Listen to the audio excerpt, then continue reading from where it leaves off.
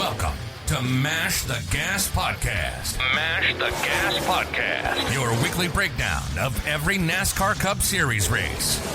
Here are your hosts, Kevin Batstone and Jeff Davis.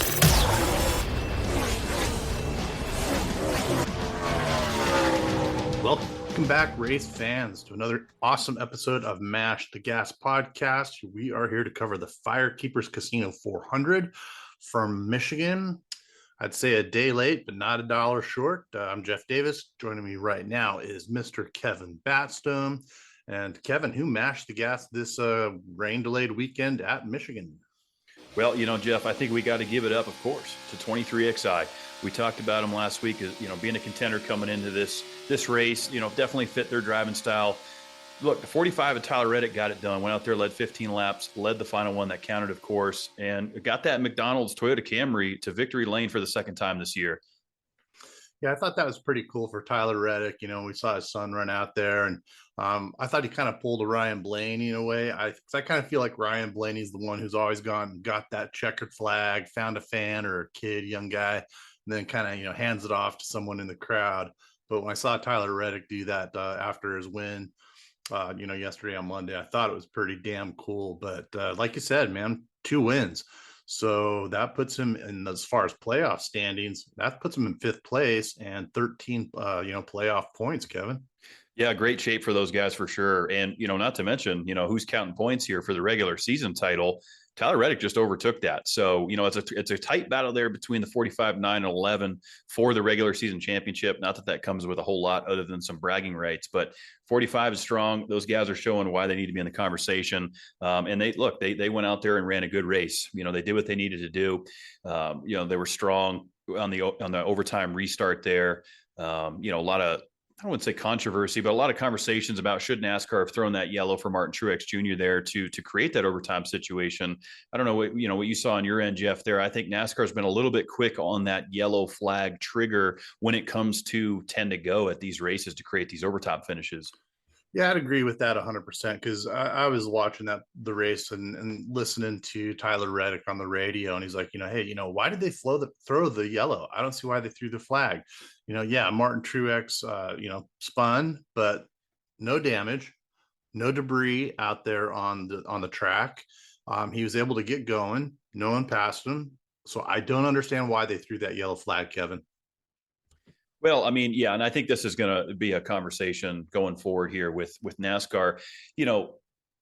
If the track is unsafe, it's unraceable, we understand that yellow flags need to be thrown.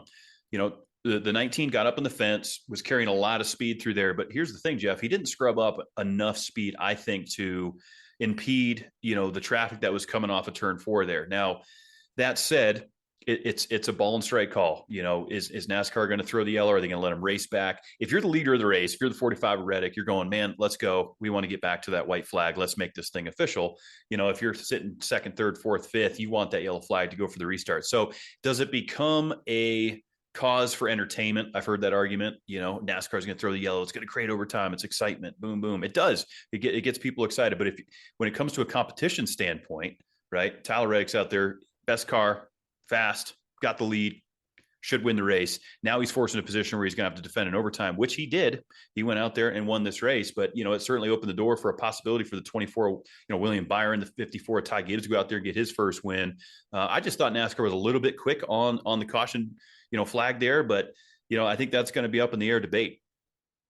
Yeah, it's kind of tough, Kevin, because I understand maybe NASCAR's point of maybe, hey, these guys are going between 205 to 209 miles an hour is the fastest speed I saw during this race. And that was Kyle Busch, which I was actually thoroughly impressed with Kyle Busch out there in the 8 car this weekend, Kevin.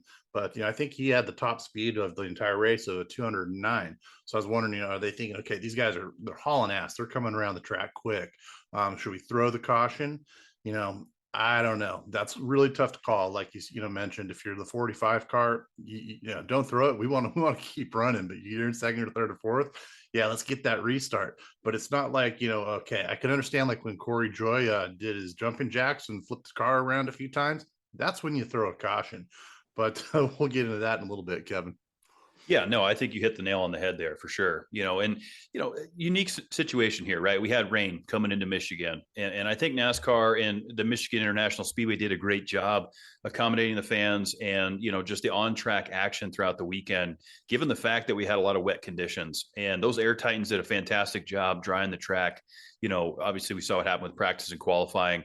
That got eliminated, and Denny Hamlin took the pole by default. But, when you have weather in the area, just a lot of factors, right? So this race gets moved to Monday, quite early, I might add. I mean, we're looking at 11 a.m. Eastern. These guys are back on track after already completing 52 laps previously on Sunday. So you're already coming into a kind of a unique situation, being that these guys had to shut down on Sunday, come back on Monday, get ready to race. Conditions were fantastic.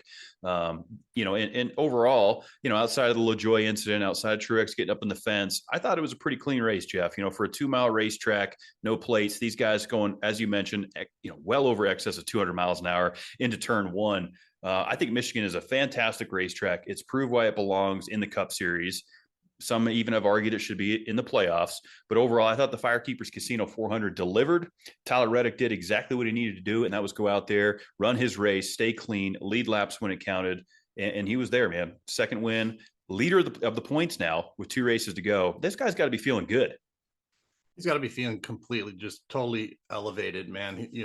Where we're at right now with only 2 races left for the playoffs.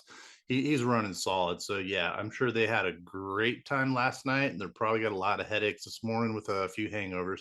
But, Michigan, I think they did a pretty good job. I will mention, if you're going to run a track that does not have lights, should we have that late of a start? Whether it's a rain delay or just it starts to get dark, too many cautions. If you're going to have a race with no lights on the track, they need to start running these things, around 12 noon, maybe. I mean, like you mentioned, it was 11 a.m. Eastern Monday morning when they reran the race, starting at lap 58 or something like that. But, that's 8 a.m. out in Pacific time, California, 8 a.m., man. It's hard to get up, watch a race at 8 a.m. and then look at the TV ratings. And there's a lot of folks out there. I mean, I know your dad was there and he was able to stay through the race and just flew home today, like you were mentioning before we got on air. So he was fortunate enough to get to see the race. But you saw those stands, it's like this every time there's a rain delay on a Sunday evening. And, 70% of the people have to either go to work or they've got flights back home. So should we be running these races a little bit earlier in the afternoon, Kevin? Well, that's a good point. I think, we had this conversation when it was about the Chicago street course a few weeks ago, and I think that's where these guys get forced into a tough position with, being a meteorologist and saying, well, it's going to rain at this hour. This is the scheduled start time of the race. There's a lot of factors that go in there. And I think NASCAR tries to do the best they can at accommodating, the fans that are in attendance, trying to get the race in its entirety. We saw what happened Sunday. A couple bands moved through. We'd get some showers. Titans did a great job getting the track ready to race. And then, as you mentioned, we knew that these guys didn't have lights. So, night racing wasn't an option. So is it better, right? Should they have even have run those 52 laps and said, hey, we know rain's coming, we don't have lights. Let's just call it now. Do we move it up a bit so that potentially fans that didn't get the memo are now late to the track, missing some of the opening laps? Or do they just say, hey, we're going to trust the weather reports here. We're pushing it to Monday. We're not even going to try.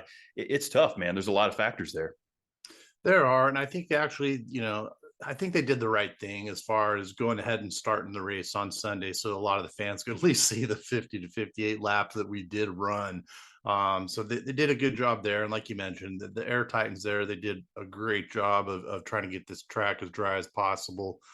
Michigan is our last 2-mile oval that we have on the circuit. I almost think they need 2 races. I agree with you, Kevin. I want to see Michigan in the playoffs and maybe run a spring race as well. But either put up some lights or run the race a little bit earlier. But, overall, like you said, I thought it was a pretty damn good race. We had 16 different leaders and 26 lead changes. That's more than we've seen in a long time on majority of these tracks, Kevin. Yeah, it sure is. And I think that's again, you tip your hat to NASCAR for, bringing a car, bringing a package, and creating a system that works to make for great racing, right? That's what we want to see. And being that this is the only 2-mile left on the circuit, that puts a lot of eyes on it because it is so unique. No, it's not currently in the playoffs, right? It sits 3 races before the playoffs, it has its place. Michigan has had a lot of great history in our sport. And I think the 2-mile is kind of overlooked a little bit. We've lost Fontana. We don't know where that's headed, Jeff. There's a lot of things going on out there with, warehouses and real estate, that Michigan definitely is carrying the torch for that style. And let's not forget, just a couple of years ago, they were kind of kicking around the idea of putting plates on this track, if you will, or super speedway package, as they call it now, and kind of making it that Talladega Daytona feel, which we're going to see at Atlanta to kick the playoffs off, for a mile and a half. I'm glad they didn't, Jeff. I'm glad that they've let these guys run wide open, high speeds. Let these guys go 202, 205 into the corner. That's what the 2-mile brings, right? So then there's the safety concern. Everyone's saying, well, what about Corey LaJoie? With high speed brings the chance for cars to go upside down. Yeah, that is. But if you ask Corey, if you listen to his podcast over there, Stacking Pennies, and you've listened to Danny and some of these guys give their opinions on it, I've heard Jeff Gordon say it. I've heard all the greats. Flipping looks worse on TV or in live action than it feels in the car. These guys will tell you that a hit in turn 3 at Texas Motor Speedway will hurt worse than flipping at 200 miles an hour down the back straightaway at Michigan. Yeah, absolutely. I mean, you see these guys after who hasn't flipped almost? If you've been in the sport long enough, you've been in the sport for 10, 15 years as a driver, you've probably flipped your car once or twice. And, most of the time, these guys pretty much immediately nets down, which means they're okay. They took their net down. Safety crews are right there. They pretty much climb out of the car, take their helmet off, and are pretty good and walk straight into the ambulance there, with the safety crew. But yeah, you're right. Some of these turns, like you're mentioning in Texas, or even like some of that we've seen at Watkins Glen or even Sonoma, man, you go into a wall or into tires and you see some guys getting really hurt. And just sitting there, people, I remember when, was it Kyle Busch broke his leg, and, that was over in Watkins Glen, wasn't it, Kevin? When Kyle Busch, his injury, I believe the one that took him out of contention was in 2015 in the Xfinity Series, when he then went on to win the Cup Series championship after he received a waiver down there in Daytona. But yeah, I mean, the fact remains, those hard hits into walls might not look that bad on TV, but the drivers will tell you those hurt much more than flipping down the back straightaway, right? Because that's kind of the big topic. And LaJoie will tell you, he goes, man, yeah, it was scary. I grabbed my belts, grass sparks flying in the car, whatever. But in general, the way the G-force and the way that the inertia travels throughout the race car and through the individual is not as extreme as a direct impact at 160 miles an hour, getting clipped in the right rear, whatever, into the wall, that it is flipping down the back straightaway. So I think, not that I'm taking anything away from LaJoie's incident, going down the back straightaway and flipping. I'm sure that wasn't very fun, but it looks worse, I think, Jeff, on TV than it does in the race car. Absolutely. I'd agree with you 100%. And honestly, it makes some pretty damn good drama for the race. It gives a lot of people things to talk about and a lot of headlines. When you're looking at the articles or papers, whatever, makes a lot of headlines for NASCAR to see something like that. But like you mentioned, like Corey LaJoie mentioned himself, it looked a lot worse than it was. Or, when we've seen a lot of guys, flip cars and they're just fine. But overall, I thought, like I said, it was a really good race. It was nice to see the lead changes and how many leaders that we did have. One thing I was kind of thinking about, and it didn't really pertain to Michigan as much, Kevin, I was thinking about the packages overall and what's going to make better passing. I know we've talked a lot about the short tracks, and the package just hasn't been there for racing. And so, after I was watching some of the Michigan race and we had the rain delay, I was just kind of, having a few beers, mulling it over. I'm like, what if we did some modifications to the diffuser underneath? Whether it's getting rid of it altogether on these short tracks, or just making some modifications so that you can actually get the aerodynamics that we used to have, which makes the great racing. Because as we know, it's harder to pull air. You can't pull any air off someone's back spoiler when everything's coming out from underneath the car. And again, I know this doesn't have anything to do with Michigan because they were hauling ass for sure. But I think that's something maybe NASCAR needs to think about, Kevin. Well, I think, that's a good point. And anytime we, go to these tracks and these different sizes and different packages that we try out, I think we continue to learn what works for these cars. Because, now looking at Michigan, folks are going to say, oh, we need to change this, and that. We look at Richmond from last week. Oh, we need to, adjust this or that. I think, overall we're headed in the right direction as far as where the race car stands. But the Mhm. only way to do it is to get, tires on asphalt and get these guys out there and try these things. And I think for the most part, you look at the Cup Series garage, these guys are pretty, I think they're pretty lucrative. And I think they're optimistic about where the package is, where it's headed, and some of the changes that NASCAR is open to making. Right, this is a completely different race car. You look at Denny Hamlin spinning through the grass on Sunday, before the rain delay. Crowd goes wild, whatever. He gets aero loose coming off four, a lot of air packed on the right rear of that race car. Car comes around, he slides through the grass. 6, 7, 8 years ago, Jeff, we would have seen that race car dig the splitter in, tear the nose off, car's done. So in that aspect, I think NASCAR has done a good job with the, increased rigidity of this race car, that it can take some impacts, it can go through the grass and still be in competitive format. No, Denny didn't win the race. No, he wasn't back up there contending for, leading laps. But I'm just saying, when you compare it to the splitter that would have dug into the grass, that's a big improvement, I think, when you look at where we were 6, 7, 8 years ago. Yeah, that is true. It's like you used to be able to see the bottom of these cars. Now it's just a huge panel. And of course we're going back years, but overall, I think NASCAR, they are trying to make a better car each and every year, and Goodyear has been doing a damn good job of bringing good tires. This we didn't have any really tire issues except for that one lap when we had, what was it, AJ Allmendinger went down, Joey Logano had a tire come off. There was one other car, but I was like, all three of them had a tire come down literally on the same lap, and none of them had contact. Yeah, which that is an interesting point for sure. And honestly, best case scenario across the board. A lot of those could have been a lot worse based on what we've seen, based on the evidence we've seen with this tire when they fail. And I think also, though, that's just, a testament of how many laps these guys have run, how many times they've been through these experiences. They can feel that tire going down. They know what to do. But you're right, 22 could have ended up in a terrible situation there. Fortunately, it didn't end up that way. But that's just a product of this racing. With high speeds, with this new package, Goodyear trying different things. I like the idea that we're not running option tires on a 2 mile. They didn't even entertain wet tires on a 2 mile, and I think that, generally speaking, fans should understand for the most part why we wouldn't entertain a wet tire on a track like Michigan, right? We saw NASCAR kind of tweak the wet tire rules and the tracks that it's going to apply to, because I heard that argument on Sunday. Why aren't they going to put the wet tires on, Kev? Why aren't they going to go out there? I thought NASCAR is running on the wet.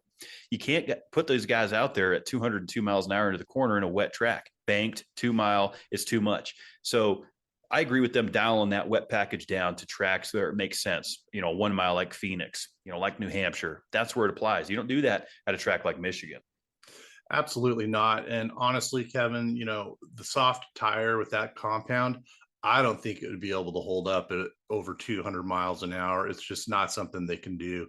So you're right. Keeping it to, a mile, maybe a mile and a quarter, right around there, and having the option of 2 softer compounds. I like that. I really do. I think it makes the racing more fun. It makes the crew chiefs have to think and work harder, makes a lot of different strategies. I really thought that was kick ass when they did that. But as far as putting it even a mile and a half, so I just don't see it on anything at a mile and a half or above, even entertaining, having that soft tire, or like you said, a wet tire.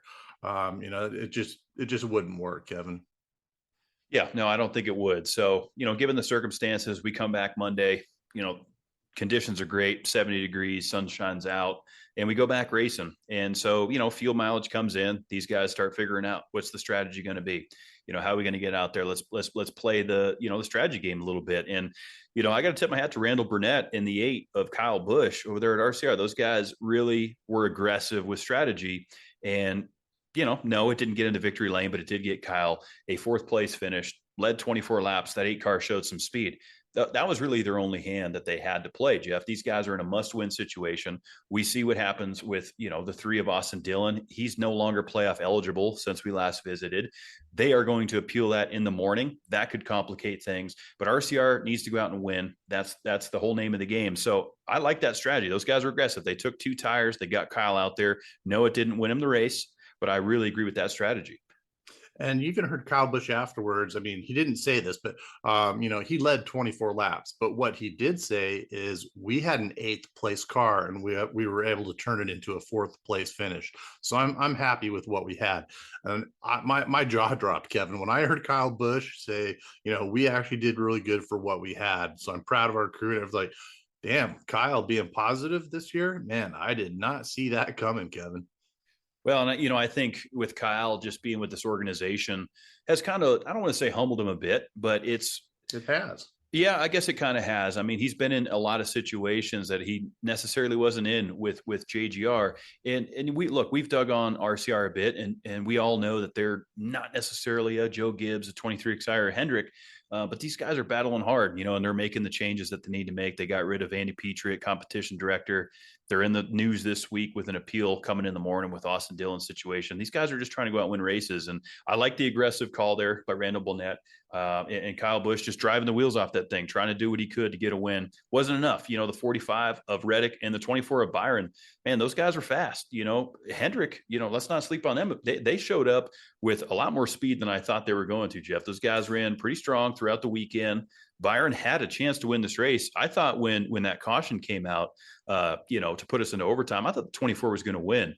I really did. Those guys were just fast. Rudy Fugle making great calls. This guy led 20 laps, but hey, coming in with a P2. Yeah, that was pretty kick-ass, and you're right. The 24 was mad fast. He did a damn good job. I did feel kind of bad for Kyle Larson leading the most laps with 41 laps, and then having that spin out. And Chase Elliott, I have no idea how he was able to not get involved in that wreck. I was looking at his on-car video. I have no idea how he squeaked through that, but was able to, pull that off. And it was just funny to watch. Chase Elliott, he led second most laps with 29 laps. But Hendrick did pretty damn good, Kevin. Yeah, I think so. Given the circumstances, those guys ran the race they need to run. Unfortunate deal like we talked about with Martin Truex, did lead 28 laps, had a fast race car. Kind of fit those guys. I really thought, they would have a chance to go up and contend for the win. They did lead 28 laps. I'm not taking anything from them, but obviously the 19 went up, scrubbed the wall, brought out that overtime situation. And so, is Truex going to win a race here in his last full-time season in NASCAR? Where those chances are kind of dwindling away. Daytona coming up. We know what that looks like. Darlington, possibility, and then we head into the playoffs. I think everybody, whether you're a Toyota fan or a JGR fan or whoever you're a fan of, I think we all want to see Martin Truex Jr. go out on a high note. And it just seems like those guys have so much speed. They show up at the track ready to go, and then just chaos seems to happen. Something always goes wrong for those guys. Yeah, it's unfortunate. I really was hoping, Truex. I hope he gets a win, man. That's all I do. I hope he gets a win, whether it's in the playoffs, hopefully before. I still think he's going to make the first round. He's obviously got enough points to, unless something major catastrophe happens, he's 77 points in the positive. So we've got 4 spots right now that are open without wins with only 2 races to go. Now we know Bubba Wallace and Ross Chastain are neck and neck. They're 1 point in the positive for Chastain. Bubba Wallace is 1 point below the cutoff line. But then you got to look at Chris Buescher. He's 16 points in the positive. So he's not technically safe yet. But if he performs like he did last year, Kevin, he might just win the race. Very possible. Yeah, very possible. There are definitely a lot of variables there. I talked last week. I thought RFK was definitely going to be a factor, which they were. Look, BK was up there pushing guys on restarts, up there trying to contend, did lead 2 laps. Chris Buescher, those guys both finished P5 and P6. Big opportunity, I thought, for those guys in Michigan, and a great opportunity going into Daytona this weekend. We know the pressure's building. BK's locked in, of course. Buescher, man, he's just teetering on that, on that cutoff line. I still think Buescher is in a must-win situation. Those guys have so much confidence, though. That 17 crew, they know they have speed. They're pretty confident going to Daytona and Darlington. I feel like the 17 is pointed in without a win, Jeff, but I do feel like the 17 is so capable of winning. They're just right there. Yeah, and like you said, for him to come in P6 and it'll BK coming in P5, a lot of momentum for those guys. So I think they're going to do really well. And Michigan, again, man, of course, we need to keep it in the schedule no matter what, if not 2 races. I mean, if not anything, one, like I said, it's the last 2 mile oval that we've got out there. Second thing is everyone, all these manufacturers, that's hometown. I mean, there's bragging rights when you win Michigan. Every manufacturer wants to win in Michigan. It's Motor City, or that's Detroit, but Motor City. But everyone out there in that whole area wants to see their manufacturer go to victory lane. Yeah, 100%. I mean, as you mentioned, just a hop, skip, and a jump from Detroit for, Ford and GM and those guys. Always been kind of a backyard thing. One stat I found kind of interesting is that no Michigan-born driver has won Michigan. Brad Keselowski's finished second 3 times. Eric Jones from that vicinity, he's had, some run-ups. No Michigan driver has won that Cup Series race. I found that interesting. That's very interesting. I did not know that, Kevin. So, Michigan, I think, great racetrack, great infield. I heard the partying was fantastic out there, as it always is. It's kind of one of those tracks that, gets compared to the infield like Talladega, that kind of party zone up there. Those guys like to have fun. It's a great opportunity. Kind of the north, brings down some of our northern fans, chance to visit a great racetrack. And as we alluded to, the final 2-mile track, for folks that don't understand racing, they go, what does that even mean? It's the only 2-mile track we have left. I think there's some uniqueness to it. And the fact that we haven't converted it to a super speedway package, we got to preserve it at all costs. I want to see these guys going 205, 209 into the corner, and using up your guy up the hill there, to get that position. Good, hard racing. That's what I've always loved about Michigan. Yeah, and there's a lot of lines. I mean, that's a wide track, so you can see these guys going 4 wide all the time. I think it makes for a great racing, great track. Like, so my only beef is they need to either throw some lights up on there or start the races a little bit early, Kevin. But I think overall it was a fun race to watch, because again, there's not too many races that we've seen this year that have had 26 lead changes, and I do not want to see it go to a super speedway package or a plate type racing like we talked about. It would just change the whole game, and I think it would make that race boring as shit if they did that, Kevin. Yeah, I agree. I think it don't change it, leave it as it is. Tweak what you need to, but Michigan has a great package. It's in the books now. Unfortunate that we had to run on a Monday. Obviously lost some of the viewership, aspect of it there, but it is what it is. NASCAR's gonna do what they need to do to get the race in. So kind of a short week for these guys though, Jeff. Quick turnaround, Saturday night Daytona, right? So the Coke 400 back in Daytona, not a cutoff race this time. We saw Daytona get pushed out of the fourth. Yeah. NASCAR thought it was good to push it away from the 4th of July weekend and push it more into August. I still would like to see, and I've been on record many times, I want to see the Coke 400 be run on 4th of July weekend, but that's not the case. So these guys are going in here, 2 races to go. They know they got Darlington behind it if need be. Daytona, man, it's Daytona.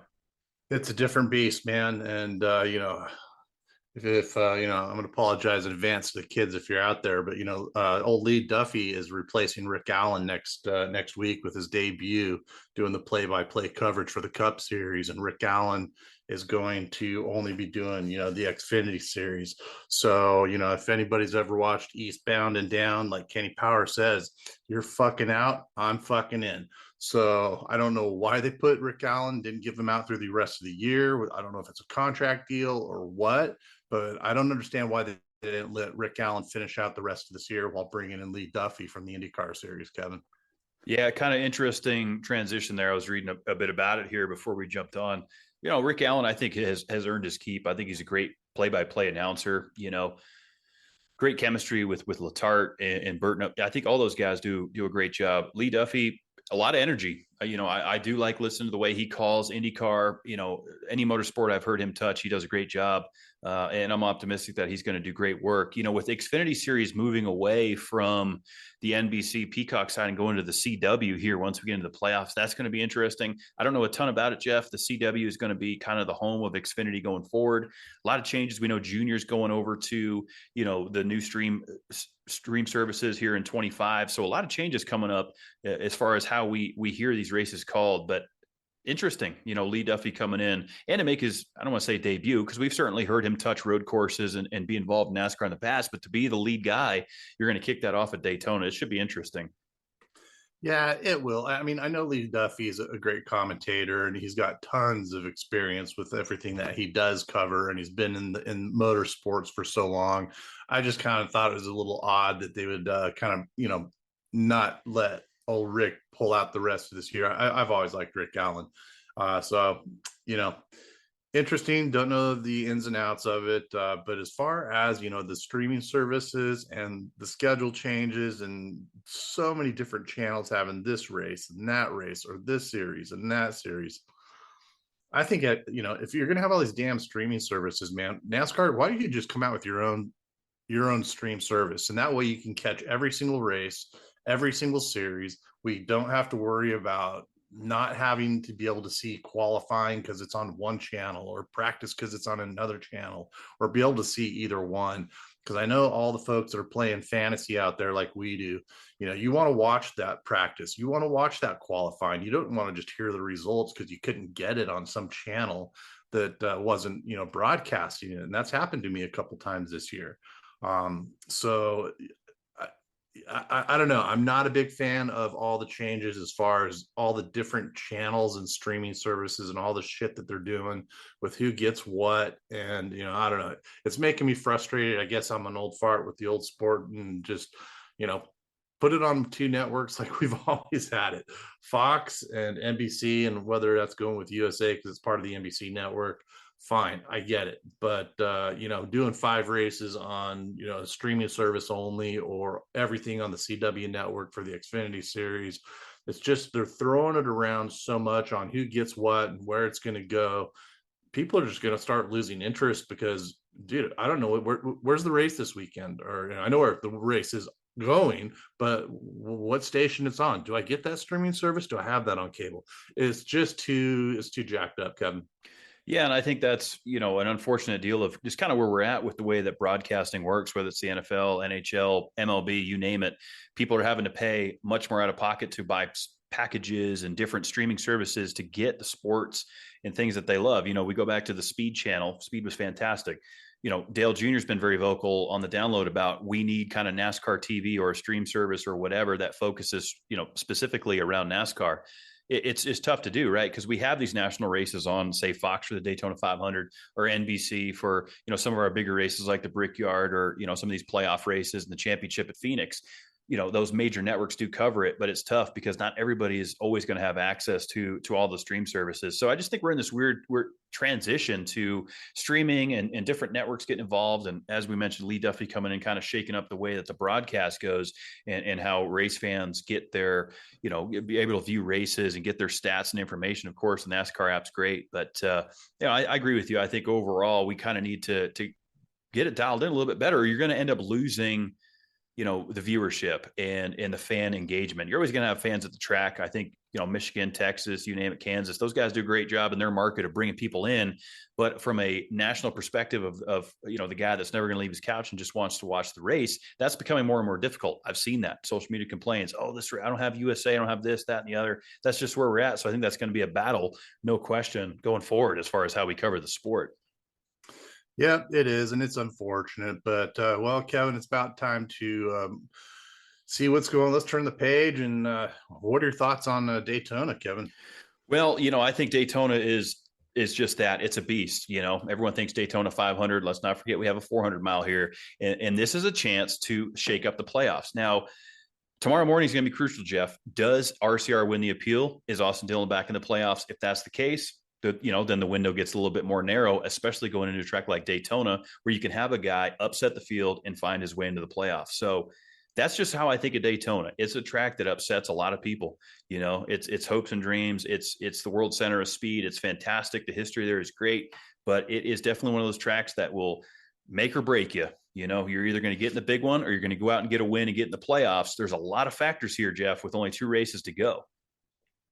Yeah, I don't think the number 3 is going to win that appeal. But, as far as last year, Chris Buescher, held off his teammate Brad Keselowski by 0.098 of a second. So I think you're going to have to keep your eyes on both Chris Buescher and Brad Keselowski. And then maybe someone, hey, Chase Elliott and Joey Logano were both in the top 5 as well last year, Kevin. Definitely RFK top of my list again. Like I talked about going into Michigan, this racetrack fits those guys. You look back at the Daytona 500 earlier this year, our last time on track, William Byron goes out there and gets the win. Hendrick showed up with a lot of power. Corey LaJoie Corey LaJoie needs something. Can he go out there and get the win? He could. I mean, I know Kevin Harvick got a top 10, but unfortunately he won't be in the race, Kevin. Yeah, old Kevin Harvick will not be willing that thing. And I hope that Rodney Childers and Josh Berry can go out on a high note. But look, Saturday night racing, Jeff. I love Saturday night racing. We don't get a lot of it, so we got to enjoy it. Daytona this weekend is going to be fantastic for sure. It's just so tough. It's one of the most difficult races to say who's going to be the favorite. But you look at fantasy, right? Everyone's pretty much out of your big hitters. This is an opportunity to throw in, some guys that don't normally contend for top fives, top tens, what have you. Daytona creates for that kind of racing. It does, Kevin. And well, hey, that about is going to have to conclude it for this episode of Mash the Gas. We can't wait to see you next week. And Kevin, keep on mashing that gas. I feel the engine screaming back. I feel the sweat